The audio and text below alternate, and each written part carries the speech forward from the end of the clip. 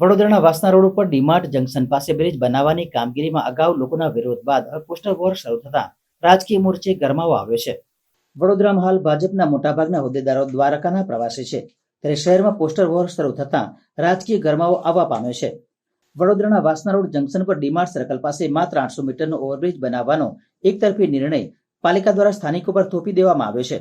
કામ શરૂ કરવામાં આવતા સ્થાનિકો મ્યુનિસિપલ કમિશનરની મુલાકાત લઈને પોતાનો વિરોધ નોંધાવ્યો હતો. તેમ છતાં તંત્રના પેટનું પાણી નહીં હાલતા હવે ડીમાર્ટ સર્કલ પાસે પોસ્ટર વોર શરૂ થયું છે. આ દ્રશ્યો ગુરુવારે સામે આવ્યા છે. પોસ્ટર મારનાર પોતે મોદી તરફી અને ભાજપ વિરોધી હોવાનું તેમાં જણાવી રહ્યા છે. અત્રે નોંધનીય છે કે હાલ ભાજપના મોટાભાગના હોદ્દેદારો દ્વારકાના પ્રવાસે છે, ત્યારે શહેરમાં પોસ્ટર વોર શરૂ થતા રાજકીય ગરમાવો આવવા પામ્યો છે. વડોદરાના વાસના રોડ ડીમાર્ટ જંકશનની આસપાસ પોસ્ટર વોર શરૂ થયું છે. અહીંયા બે પ્રકારના પોસ્ટર જોવા મળી રહ્યા છે, જેમાં લખ્યું છે કે પહેલા વ્યવસ્થા પછી વિકાસ અને આઝાદ દેશના ગુલામ નાગરિકોની ભીખમાં પહેલા વ્યવસ્થા આપો. મોદી સાહેબ, આ પોસ્ટરો ક્રાંતિકારી સેનાના નેજા હેઠળ મારવામાં આવ્યા છે. અને અંતમાં લખ્યું છે કે મોદી તરફી અને ભાજપ વિરોધી.